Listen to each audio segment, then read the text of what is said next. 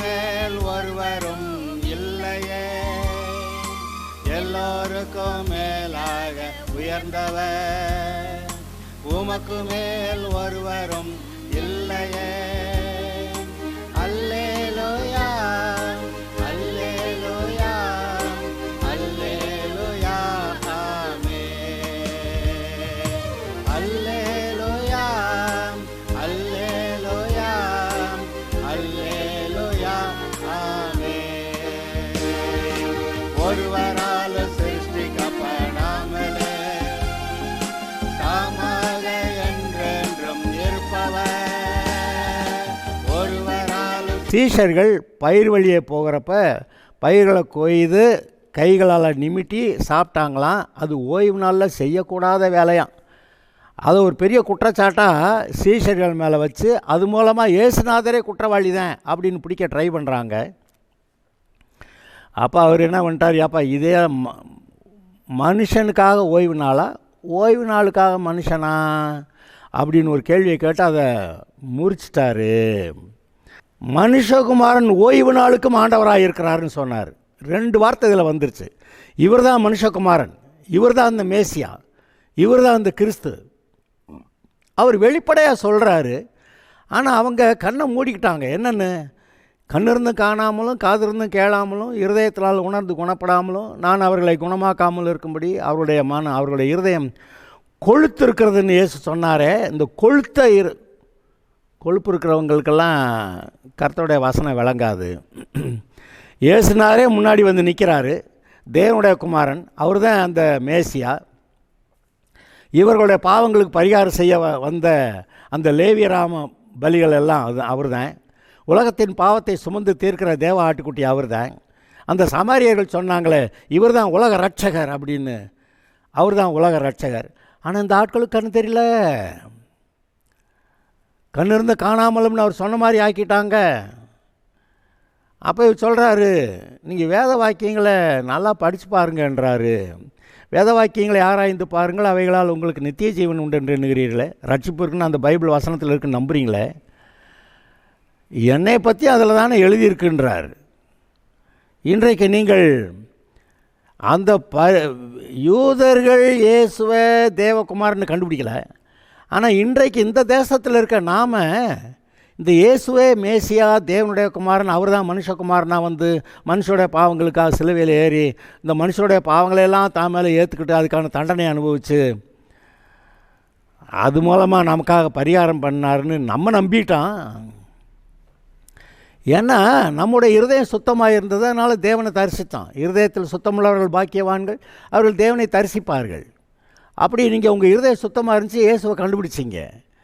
அது மட்டும் இல்லை, நீங்கள் திறந்த மனதோடு தெளிந்த புத்தியோடு நீங்கள் இந்த வேத வாக்கியங்களை நீங்கள் தியானம் பண்ணிங்கன்னா தேவனை பற்றிய வெளிப்பாடு முழுவதையும் நீங்கள் பெற்றுக்கொள்ளலாம். தேவன் தம்முடைய ஒரே பேரான குமாரனை அவருடைய சாயல் அவருடைய ரூபத்தில் இந்த குமாரனோடு சேர்ந்து பிதாவாகிய தேவன் அண்ட சராசரங்களையும் சிருஷ்டித்தார். அப்படிப்பட்ட இயேசுவை பூமியில் அவர் அனுப்புகிறார். எதற்காக? நம்முடைய பாவங்களுக்கு பரிகாரம் செய்ய. என்னென்னு கேட்குறீங்களா? இந்த மனிதன் இருக்கானே, இவன் தேவனுடைய பார்வையில் மிகவும் விலையேற பெற்றவன். அவர் நினச்சிட்டாரு, இயேசு சத்தாலும் பரவாயில்ல, இந்த மனம் திரும்புகிற மனுஷனை மீட்கணும் அப்படின்னு நினச்சிட்டாரு. இயேசுவை சிலுவையில் அவ்வளோ பாடுகளில் வேதனையில் ரத்தத்தை சிந்தி அப்படி அவர் செத்தாலும் பரவாயில்ல, இந்த மனம் திரும்புகிற மனுஷனை நான் ரட்சிக்கணும்னு சொல்லி தேவன் அனுப்பினாரே.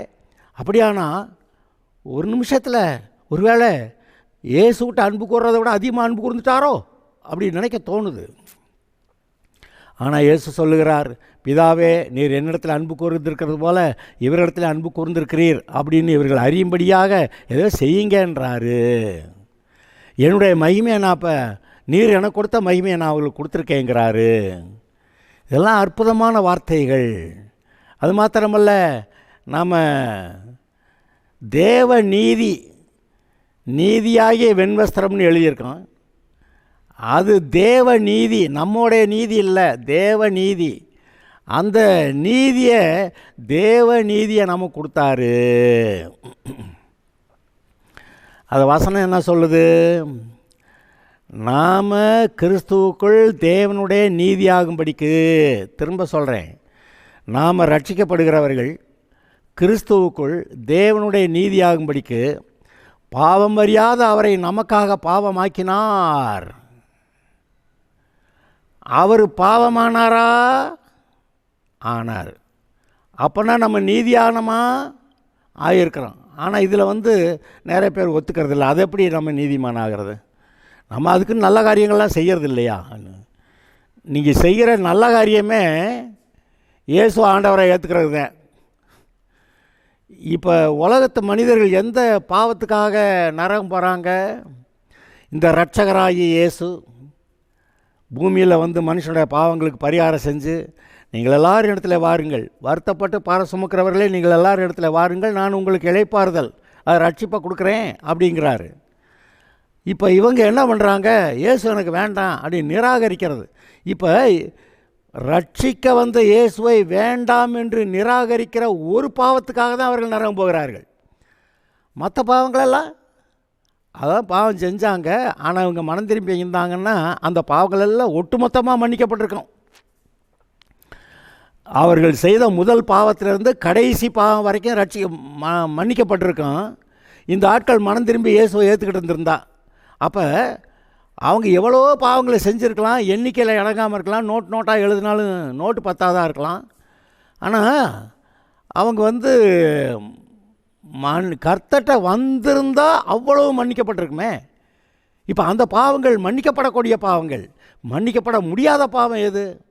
ரட்சிக்க வந்த இயேசுவை நீர் எனக்கு வேண்டியது இல்லையா பையா அப்படின்னு சொல்லி இயேசுவை நிராகரித்த அந்த ஒரு காரியம்தான் இவர்கள் நரகம் போகும்படியாக ஏற்பட்ட ஒரே பாவமாக இருக்கிறது. சிலர் சொல்லுவாங்க, பரிசுத்த ஆவியானவருக்கு விரோதமாக செய்த பாவத்துக்கு மன்னிப்பு இல்லைன்னு. ஆமாம், இன்றைக்கி பரிசுத்த ஆவிக்கு விரோதமாக அவங்க என்ன பண்ணிடுவாங்கன்னு நினைக்கிறீங்க? என்னடா அது அந்நிய பாஷைகள் வளவலன்னு உளறிக்கிட்டு இருக்கேன் அப்படின்னு சொல்லுவாங்க. இதுதான் ரொம்ப பணம் இவங்க பேசுகிறது. ஆனால் இவங்க செஞ்ச இந்த பாவத்துக்கு பின்னாடியே அதை வெளிப்பாட்டை பெற்றுக்கொண்டு வரப்பாடு அவங்க இந்த பூமியிலேயே பரலோகத்துக்கு போகிறதுக்கு முன்னாடி அதுக்கான தண்டனை இவங்க பெற்றுக்கொள்ளலையா? இயேசுவை ஏற்றுக்கிட்டு ரட்சிக்கப்பட்டவங்களுக்கு இந்த பூமியில் சரி கட்டப்படுமேன்னு அந்த நீதிமொழிகள் 11வது அதிகாரத்தில் கடைசியில் எழுதியிருக்குல்ல. அப்போ ரட்சிக்கப்பட்டவர்கள் செய்கிற தப்புக்கெல்லாம் இந்த பூமியில் சரி கட்டப்படும். அதாவது இவங்க பரிசுத்த ஆவியை பற்றி மோசமாக பேசின எல்லாத்துக்கும் சேர்த்து இங்கே தண்டனை அனுபவிச்சிருவாங்க. சில ஆட்கள் பார்த்திங்களா, சாக போகிற காலங்களில் நல்ல மனுஷராக இருப்பாங்க, நீதிமானாக இருந்திருப்பாங்க, அநேக நன்மை செஞ்சுருப்பாங்க, அநேக ஆத்மாக்களை ரட்சிப்பு நடத்தியிருப்பாங்க, பெரிய ஊழியங்களை செஞ்சுருப்பாங்க. ஆனால் பார்த்திங்கன்னா ஆஸ்பத்திரியில் கடைசி காலங்களில் கடந்து மூக்குலையும் வாயிலையும் டியூப்பு போட்டு இங்கே கையை காலை கட்டி விட்டு இப்படி கட்டு போட்டு அப்படியே டியூப்பில் தாங்க சாப்பாடு கொடுக்குறோம், டியூப்பில் தாங்க அந்த ஒரு பால் கொடுக்குறோம். நாங்கள் கர்த்தாவே இந்த ஆள் உண்மையிலே நீதிமான், இந்த ஆள் எவ்வளோ நல்லா ஊழியம் செஞ்சுருக்கு, ஆண்டவரே நீங்கள் இப்போ இந்த ஆளை சுகமாக்கணும் அப்படின்னு கேட்டால், ஏய் அதை பற்றி நீ பேசாத, அது அவனுக்கு எனக்கு இருக்கிற பேச்சு, நீ பேசாதேன்றா. என்னடான்னு கேட்டால், அவனுடைய சில காரியங்களுக்கு இங்கே பூமியில் செட்டில் ஆகணும்ல. அப்படி பார்த்தா அப்புறம் வசனமும் வருது. நீதிமொழிகள் 11 நீதிமானுக்கு அந்த பூமியிலே சரி கட்டப்படுமேன்னு ஒரு வசனம் வருது. இங்கே சரி கட்டுறதா? அப்போ அவர் கேட்டால், பரலோகத்துக்கு போன ஒருபாடு உனக்கு தண்டிக்க முடியாதுரா. இங்கே நிறைய பேர் நினச்சிக்கிறாங்க செத்து போன ஒருபாடு அங்கே உத்தரிச்சுட்டு அப்புறமேல் போய்க்கலான்னு. ஆனால் அவர் என்ன பண்ணுறாரு, பரலோகத்துக்கு வந்த ஒருபாடு இங்கே செஞ்ச பாவத்துக்கு நான் உன்னை அங்கே தண்டிக்க முடியாது, அதுபோல் இங்கேயே பூமியிலே நீங்கள் அனுபவிச்சிடணும் அப்படின்னு சொல்லி நீதிமானுக்கு பூமியிலே சரி கட்டப்படுமேன்னு இந்த வசனம் இருக்கே. அப்போ இவர் கணக்கு ஒரு போடுறாரு, இந்த மனுஷர்கள் ஒரு கணக்கு போடுறாங்க. ஆக இதை நினைத்து பாருங்கள். இயேசு நமக்கு நல்லவர், அவர் நம்மை ரட்சிக்க வந்திருக்கிறார். இவங்க என்ன பண்ணுறாங்க, இவர் மேலே குற்றம் கண்டுபிடிச்சி இவரை போட்டு தள்ளிடணும்னு பார்க்குறாங்க. நாம் சுத்த இருதயத்தோடு இருந்ததுனால நம்முடைய கண்களினாலே இயேசுவை கண்டோம். இருதயத்தில் சுத்தமுள்ளவர்கள் பாக்கியவான்கள், அவர்கள் தேவனை தரிசிப்பார்கள். தரிசித்தான், அவர் பேசுகிறாரு. இன்னும் கொஞ்சம் கொஞ்சமாக நம்ம மனம் மறுரூபமாகிறது, நம் மனம் புதிதாகிறது. அப்போ நம்ம கர்த்தருக்குள்ளே வளர்கிறோம், இயேசுவை போல் மாறிக்கிட்டு இருக்கிறோம். ஓகே, இப்படி மனுஷகுமாரனாய் வந்தார், தேவகுமாரன் மனுஷகுமாரனாய் வந்தார்னு பார்க்குறீங்க. அடுத்து ஓய்வு நாளுக்கும் அவர் தான் ஆண்டவர்னு அதை பார்த்தோம். சரி, இப்போ நம்ம அடுத்த ஒரு பகுதிக்கு போகலாம். லூக்கா 6வது அதிகாரம் 6வது வசனத்திலிருந்து 11வது வசனம் வரை. வேறொரு ஓய்வு நாளிலே, முதல்ல ஓய்வு நாள் தான் குற்றம் பிடிச்சாங்க, இப்போ மறுபடியும் ஓய்வு நாளில் என்னமோ செய்ய போகிறாரு. இப்போ குற்றத்துக்கு மேலே குற்றமாக சொல்ல போகிறாங்க. இவர் செஞ்ச பாவம் என்னன்னு கேட்டால், ஓய்வு நாளில் இவர் வேலை செஞ்சார். என்ன வேலை செஞ்சார்? வியாதியஸ்தனை சுகமாக்கினார். அப்புறம் எதுக்காக இவரை சிலுவையில் அரைஞ்சாங்க? இவர் தன்னையே தேவனுடைய குமாரன்னு சொல்லி தேவதோஷன்னு சொல்கிறாருங்க.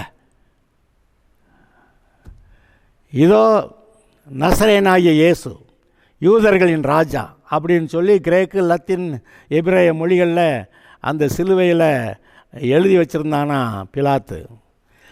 எந்த காரணத்துக்காக ஒரு சிலுவையில் அறையப்பட்டிருக்கிறாருன்னு அங்கே எழுதி வைப்பாங்களாம். பிலாத்து சரியாக எழுதிட்டான், நசரேனாகிய இயேசு யூதர்களின் ராஜா எழுதிட்டான். அதை இவங்களுக்கு பொறுக்கலை. நான் ராஜான்னு சொன்னேன்னு எழுதுங்கன்னு. நான் எழுதுனது தான் போ அப்படின்னு சொல்லிட்டாரு. அப்படி அந்த பிலாத்து சொல்லிட்டான். சரி, இப்போ வேறொரு ஓய்வு நாளிலே அவர் ஜெப ஆலயத்தில் பிரவேசித்து உபதேசித்தார். ஜெப ஆலயம்ங்கிறதும் தேவனுடைய ஆலயம்ங்கிறதும் அந்த நாட்களில் வித்தியாசம். எருசலேமில் மட்டும்தான் தேவனுடைய ஆலயம், சாலமோன் கட்டின தேவாலயம், அதை புதுப்பித்து கட்டப்பட்ட அந்த ஏரோதின் தேவாலயம். இஸ்ரவேல் தேசத்துக்கே ஒரே ஒரு தேவாலயம்தான். அந்த இஸ்ரவேலர் ஆண் மக்கள் யாவரும் வருஷத்துக்கு 3 தடவை 3 பண்டிகைகளில் அவங்க எருசலேமுக்கு வரணும். எருசலேமில் தான் கர்த்தருக்கு பலி செலுத்தணும். எருசலேமில் தான் அவர்களுடைய பாவங்களுக்காக பலி செலுத்துறது இங்கே தான் நடக்கணும். எங்கே இல்லாமல் நீங்கள் பலி செலுத்த முடியாது. இது தேவாலயம், இது ஒன்று தான். ஆனால் ஜெப ஆலயங்கள்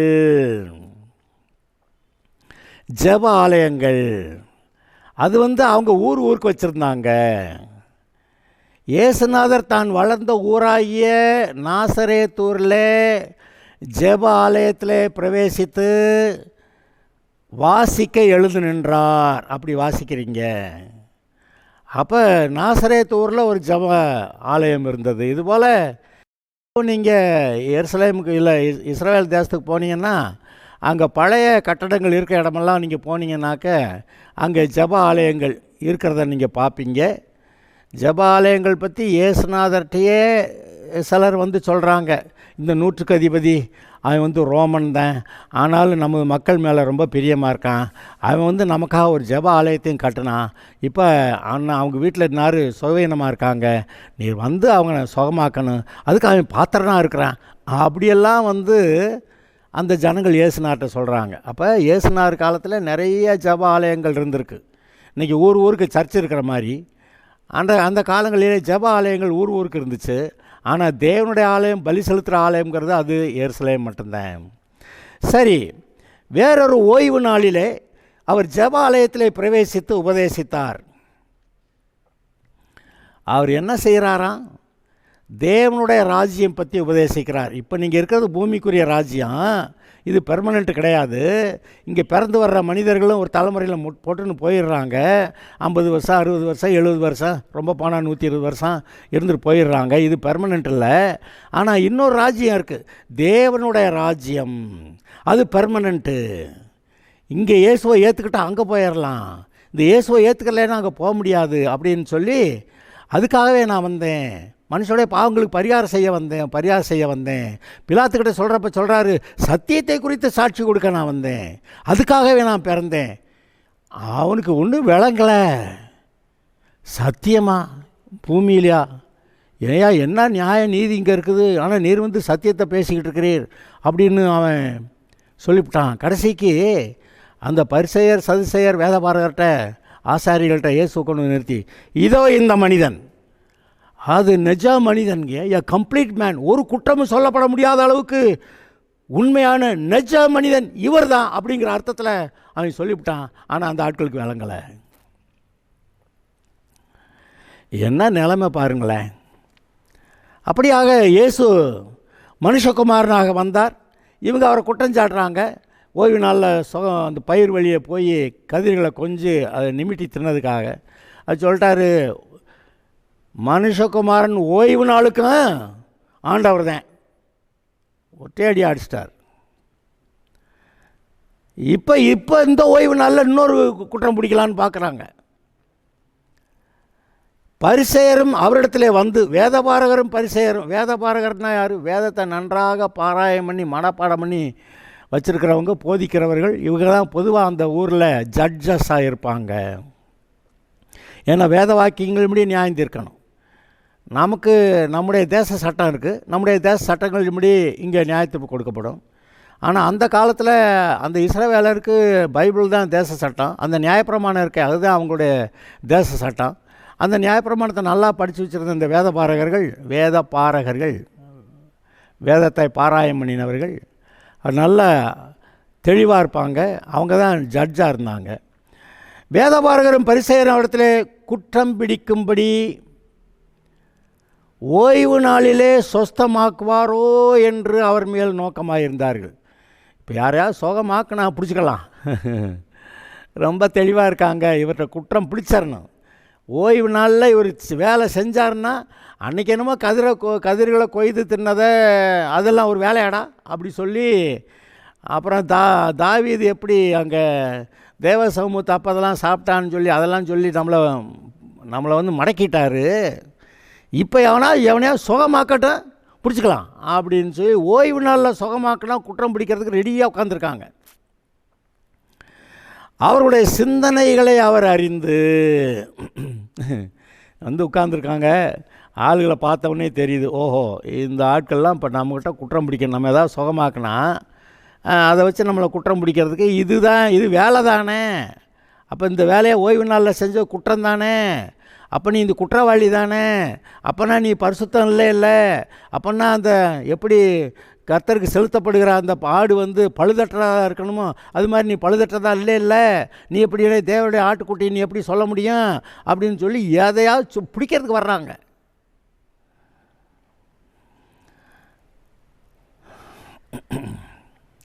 அவர்களுடைய ஓய்வு நாளில் சொஸ்தமாக்குவாரோ என்று அவர் மேல் நோக்கமாக இருந்தார். பார்த்துக்கிட்டு இருக்காங்க. வெயிட் அடுத்து என்ன இந்த 10க்கு சூம்னா கையோடைய ஒருத்தர் வேறு அங்கே இருக்கிறான், பார்க்கலாம், வெயிட் அப்படி சொல்லிக்கிட்டு இருந்தா. அவருடைய சிந்தனைகளை அவர் அறிந்து, இப்போவும் கூட இதுக்கெல்லாம் கூட பெரிய வெளிப்பாடு வேண்டியதில்லை. நம்ம ஆட்களே, சாதாரண ஆட்களே, இதனடா விசேஷமாக 4 பேர் பார்த்துருக்கான், இவங்களை பார்த்தா நமக்கு ஒன்றும் சரியாக தெரியலேங்கிற ஒரு விவரம் நமக்கே வருதா இல்லையா? ஆனால் அவருக்கு தெரியும் இவங்கெல்லாம் என்னத்துக்கு வந்திருக்காங்கன்னு. அவருடைய சிந்தனைகளை அவர் அறிந்து சூம்பின கையுடைய மனுஷனை நோக்கி, நீ எழுந்து நடுவே நில் என்றார். அவன் எழுந்து நின்றான். கை சூம்பின கை, இதில் பாதி தான் சைஸ்ன்னு வச்சுக்கோங்களேன், அப்படி இருக்கிறது. சூம்பின கை, எழுந்து நில்லுங்கிறப்ப அந்த கை வேலை பார்க்கல. அதுக்கு மற்ற சரீரத்தோட எல்லா பகுதியெல்லாம் வேலை பார்க்குறது. எந்திரிச்சு நின்ட்டான். அப்பொழுது இயேசு அவர்களை நோக்கி, கேள்வி, நான் உங்களிடத்தில் ஒன்று கேட்கிறேன். ஓய்வு நாட்களில் நன்மை செய்வதோ தீமை செய்வதோ, ஜீவனை காப்பதோ அழிப்பதோ எது நியாயம் என்று கேட்டு. ஓய்வு நாளில் ஒரு வேலை செய்யக்கூடாதுன்றீங்க, ஆனால் ஓய்வு நாளில் நன்மை செய்யலாமா அப்படின்னு கேட்க வர்றாரு. நன்மை செய்கிறதோ தீமை செய்கிறதோ, அப்புறம் ஜீவனை காப்பதோ அழிப்பதோ எது நியாயம்னு நீங்களே சொல்லுங்கப்பா அப்படின்றார். அதாவது நன்மை செய்யலாமா செய்யக்கூடாதா ஓய்வு நாளில்? அடுத்து சாக போகிறவனை பிழைக்க வைக்கலாமா பிழைக்க வைக்கக்கூடாதா?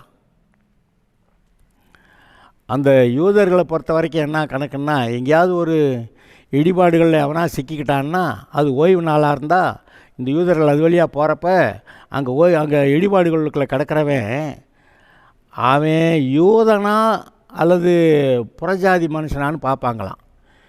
அவன் யூதனாக இருந்தால் லேசாக கல்லை நகர்த்தி விட்டு அப்புறம் காப்பாற்றலான்னு வருவாங்களாம். அந்த புறஜாதியாக இருந்தால் அப்படியே போடுவோம், அப்படின்னு சொல்லி போட்டுருவாங்களாம். அவங்க அதை பெரிய வேலையாக நினைக்கிறாங்க. அந்த ஈடுபாடுகள் கிடக்கிறவன் 4 கல்லை தூக்கி விட்டாவே எந்திரிச்சு வந்துடுவேன், அது பெரிய வேலையாக செய்ய மாட்டாங்களாம். இப்போ அவர் பிடிச்சிக்கிட்டாரு. ஒரு ஆடு குழிக்குள்ளே விழுந்தால் தூக்கி விட மாட்டீங்களாடா? அவர் கேட்குறாரு.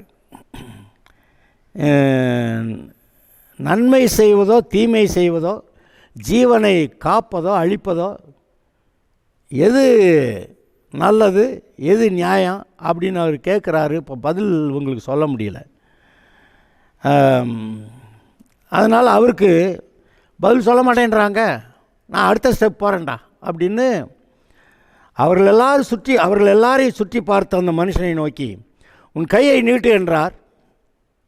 அப்படியே அவன் தன் கையை நீட்டினான். உடனே அவன் கை மறு கையை போல சொஸ்தமாயிற்று. கையை நீட்டுன்னாரு. கையை சூம்பின கையை அப்படியே நீண்டு வந்து இந்த கை அடுத்த கை மாதிரி ஆயிடுச்சு. பெரிய அற்புதம் நடக்கிறது. இது மாதிரி அற்புதத்தை எங்கேயுமே யாரும் கண்டதும் இல்லை கேட்டதும் இல்லை. இப்போ சூம்பின கை அப்படியே பெருசாகி நீண்டு வளர்ந்து பெரிய கை அந்த கை மாதிரியே வந்துருச்சுன்னா, ஏண்டா ஒரு கை சூம்பின கை நல்லா ஆனதை பற்றி சந்தோஷப்படக்கூடாதா? அவர்களோ மூர்க்க வெறி கொண்டு இயேசுவை என்ன செய்யலாம் என்று ஒருவர் ஆலோசித்தார்கள். என்னவோ ஓய்வு நல்லா சுகமாக்கி விட்டாராம். அதனால் மூர்க்க வெறி கொண்டு இந்த இயேசுனாரை என்ன பண்ணலாம், எப்படி போட்டு தள்ளலான்னு அவங்க ஆலோசனை பண்ண ஆரம்பிச்சிட்டாங்கன்னு. ஆனால் பொதுவாக மக்களுக்கு விளங்குது, அது எந்த நாளாக இருந்தாலும் நன்மை செஞ்சால் நல்லது தான். இயேசு ஏற்கனவே சொல்லிட்டாரு, 6 நாளைக்கு மட்டும் இல்லை 7வது நாளைக்கும் மனுஷகுமாரன் ஆண்டவர் தான் சொல்லிட்டாரு. நன்மை செய்யலாம், ஜீவனை அழியாமல் காப்பாற்றலாம், அப்படியெல்லாம் சொல்கிறாரு.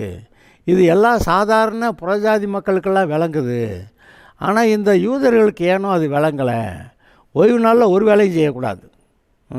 ஓய்வு நாளில் வேலை செய்ய விசேஷமான வேலை செய்யக்கூடாது, உண்மைதான். அது ஒரு பழைய ஏற்பாட்டில் அங்கே ஓய்வு நாளுக்கு தேவையான சாப்பாடு முந்தின நாளே கிடச்சிரும். அந்த அங்கே மண்ணா பொறுக்க போனாங்களே, மற்ற நாட்களில் ஒரு ஓமர் சேர்க்கணும். இந்த ஓய்வு நாளுக்கு முந்தின நாளில் 2 ஓமர் சேர்த்துக்கலாம். ஏன்னா அந்த 2வது நாள் ஓய்வு நாளைக்கும் சேர்த்து சாப்பாடு வேணும்ல, அதனால் 2 மடங்கு சேர்த்துக்கலான்னு சொல்லியிருந்தார். அப்போ 2வது நாளைக்கு அந்த மண்ணா வச்சு சாப்பிடலாம். ஆனால் இவங்க என்ன பண்ணுவாங்க, மற்ற நாட்கள்லேயும் அதிகமாக பொறுக்குவாங்க. அதை வீட்டில் வச்சுருந்தாங்க, அது நாரி போச்சான், கெட்டு நாரி போச்சான், ஊசி போச்சான். ஆனால் ஓய்வு நாளைக்கு தேவையான அந்த மண்ணாவை முந்தின நாள் பொறுக்குனா, அந்த மண்ணை அந்த ஓய்வு நாள் அன்றைக்கி ஊசி போகவும்ல, கெட்டு போகவும்ல, நாரவும் இல்லை. எப்பவும் போல் முந்தின நாள் அதை மற்ற நாட்கள் நடக்கிறபடியே இந்த மண்ணை அப்படியே இருக்குது, அதை சமைச்சு சாப்பிட்டாங்க. மற்ற நாட்களில் பொறுக்குனா எக்ஸ்ட்ரா மண்ணாக ஊசி போகும். இந்த 6வது நாள் பொறுக்கிற எக்ஸ்ட்ரா மண்ணாக மட்டும் ஊசி போகாது. இதுவே 2 அற்புதம் இல்லையா? அப்படி ஓய்வு நாளில் சாப்பாடெல்லாம் கொடுத்தாரு.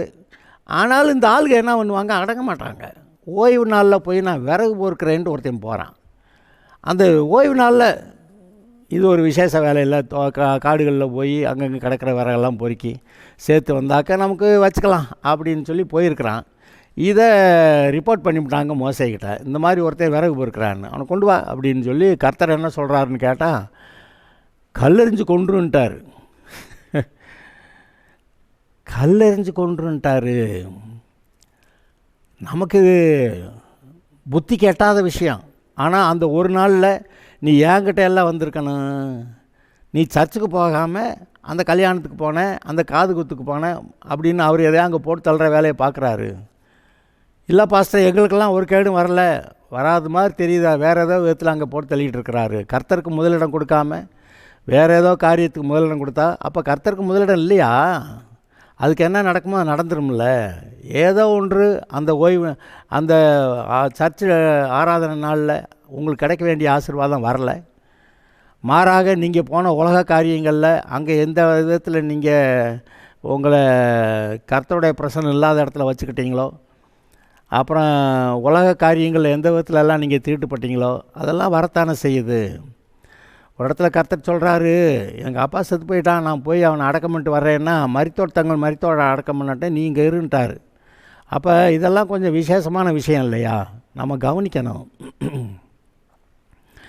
இவர் சொல்கிறாரு, இப்போ என்னை குற்றம் பிடிக்கணும்னு உட்காந்துருக்காங்க, எப்படி குற்றம் பிடிக்கிறாங்கன்னு பார்க்கலான்னு இவர் என்ன பண்ணுறாரு, உன் கையை நீட்டுன்னார்.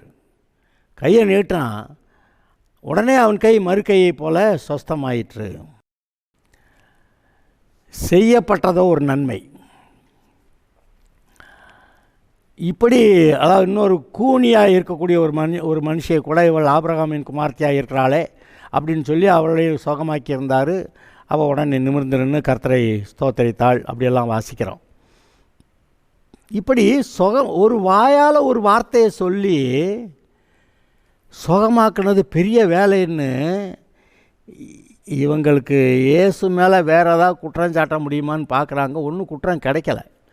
அந்த பாபிலோனில் இருந்த தானியேல் மேலே குற்றம் சாட்டலான்னு பார்த்தா அவன் ஒரு குற்றச்சாட்டுக்கும் இடம் கொடுக்க மாட்டேங்கிறான். குற்றச்சாட்டுக்கு அப்பாற்பட்டவனாக அவன் வாழ்ந்துக்கிட்டு இருக்கிறான். கடைசிக்கு அவன் கும்பிட்ற சாமியை வச்சு போட்டு தள்ளிடலான்னு சொல்லி அந்த ஒரு மாதத்துக்கு இந்த ராஜாவை பார்த்து, நீங்கள் தான் ஒரு மாதத்துக்கு கடவுள், வேறு யாரும் எந்த கடவுளையும் கும்பிடக்கூடாதுன்னு சட்டம் போட சொல்லி அதை பத்திரத்தில் எழுதி அதுக்கு நகல் அதெல்லாம் அவங்க இது பண்ணாங்க, சீல் பண்ணாங்க. இவன் போய் வழக்கம் போல் கர்த்தரை தூச்சாக்க இவன் குற்றவாளி ஆகிட்டான். அப்போ இவ்வளோ நாளாக கர்த்தரை தூச்சிக்கிட்டு இருந்தான், ஆராய்ச்சிக்கிட்டு இருந்தான். இப்போ அது இல்லை, இப்போ இன்றைக்கி தூச்சதான் குற்றவாளி ஆகிட்டான். தூக்கி கொண்டு போய் சிங்கக்கேபிலே போட்டாங்கங்க. அப்போ தங்களுக்கு வேணுங்கிற மாதிரி சட்டத்தை திருகிறதுக்கு இவங்களுக்கெல்லாம் தெரியுது. இப்போ இவர் கையை நீட்ட சொல்லி கையை சரி பண்ணிட்டாரே அப்படின்னு சொல்லி அவர்கள் மூர்க்க வெறி கொண்டு, அது என்னது, மூர்க்க வெறி கொண்டு, கோபமெல்லாம் இல்லை, ஆத்திரமெல்லாம் இல்லை, வெறியெல்லாம் இல்லை, மூர்க்க வெறி கொண்டு இயேசுவை என்ன செய்யலாம் என்று ஒருவர் ஆலோசித்தார். என்ன செய்யலாம், என்ன சொல்லு, என்ன செய்யலாம்னு சொல்லி ஒருவருக்கொருவர் ஆலோசனை செய்தார்கள். ஆனால் அப்பவும் அவர் இடத்த காலி பண்ணிட்டு போயிட்டார், அது வேற. ஆனால் இந்த ஜனங்களுடைய மனநிலை என்ன? இயேசு வேண்டான்னு ரட்சிக்க வந்த இயேசுவை வேண்டான்னு நிராகரிக்க பாவத்துக்காக தான் அவங்க நரகம் போகிறாங்க. அது இயேசு என்ன சொல்கிறாரு, இந்த மக்கள் ஒளியானது உலகத்தில் வந்திருந்தும் கூட இந்த உலக மனுஷர் ஒளியை காட்டில் இருளை விரும்புகிறதே அவருடைய நியாய தீர்ப்புக்கு காரணமாக இருக்குதுன்னு சொல்கிறார். ஒளியானது உலகத்தில் வந்திருந்தோம், இயேசு தேவனுடைய குமாரன் ரட்சகர் உலகத்தில் வந்திருந்தோம். இவர்களுக்கு இந்த ஒளியை காட்டிலும் இருள் தான் ரொம்ப பிரியமாக இருக்குது. ஏன்னா இவங்க செய்கிற காரியங்கள்லாம் மற்றவங்க பார்த்தா கேவலமாக என்னப்படும். அதனால் செய்கிறதெல்லாம் ரகசியமாக செஞ்சுக்க, இருளில் செஞ்சுக்க. இவங்க என்ன பண்ணுறாங்க, இருளில் தான் இருக்கணுங்கிறாங்க, இந்த வெளிச்சத்துக்கு வரமாட்டேன்றாங்க. இவர் என்ன குற்றம் பிடிக்கிறார் இயேசு? ஒளியானது உலகத்தில் வந்திருந்தோம். யோவான் 3வது அதிகாரத்தில் 16வது வசனத்துக்கு மேலே வாசிங்கன்னா அதெல்லாம் வரும். ஒளியானது உலகத்தில் வந்திருந்தோம். இந்த உலக மக்கள் இவர்களுடைய கிரியைகள் பொல்லாததாக இருக்கிறபடியால் ஒளியை பார்க்கலும் இருளை விரும்புகிறதே அவர்களுடைய ஆக்கினை தீர்ப்புக்கு காரணமாக இருக்கிறது, அது நியாய தீர்ப்பு காரணமாக இருக்கிறதுன்னு சொல்கிறார். அப்போ தேவனுடைய கண்களில் எது நீதி நியாயங்கிறத இவங்க யோசிக்க மாட்டாங்களா? இன்றைக்கு அவரவர் தங்களுடைய ஊர்களுக்கு ஏற்றாப்பில் நீதி நியாயங்களை அல்லது நியாயப்பிரமாணங்களை உண்டாக்கி வச்சுக்கிட்டு இங்கே எல்லாம் உலகத்தில் எல்லோரும் அப்படி இருக்கிறாங்க, உண்மைதான். ஆனால் தேவ நீதி தேவ நியமங்கள் அதை ஒருத்தருமே யோசிக்க மாட்டாங்களா? இது எல்லாமே மனிதனுடைய மனசாட்சியிலே தோன்றுகிற காரியங்கள் தானே. கர்த்தர் மனதில் இருதயத்தில் பேசுகிறாரு, உன் இருதயத்தை எல்லா காவலோடும் காத்துக்கொள்ள அதிலிருந்து ஜீவ ஊற்று புறப்படுங்கிறாரு. இன்றைக்கு நீங்களும் நானும் ரட்சிக்கப்பட்டிருக்கிறோமே, பெரிய அற்புதம். இந்த இஸ்ரவேலர் ரட்சிப்பை கோட்டை விட்டாங்க, அது கூட பரவாயில்ல. இயேசு சிலுவையில் அரைஞ்சு அதுக்கான தண்டனையை பெற்றாங்க. அவர்களும் சரி அவர்களுடைய சந்ததியும் சரி இஸ்ரவேல் அழிஞ்ச பிற்பாடு உலகத்தை அந்த தேசத்திலே இல்லை, தூற்றி விடப்பட்டார்கள். அதனால் நாமும் கூட கர்த்தருக்கு விரோதமாக எதுவும் பேசாமல் சிந்தியாமல் இருப்போமாக, நன்மையானவைகளை மாத்திரம் செய்ய, பொல்லாங்காய் தோன்றுகிற எல்லாவற்றை விட்டு விலகி கர்த்தருக்கு பிரியமாய் வாழ தீர்மானிப்போமாக. May God bless you.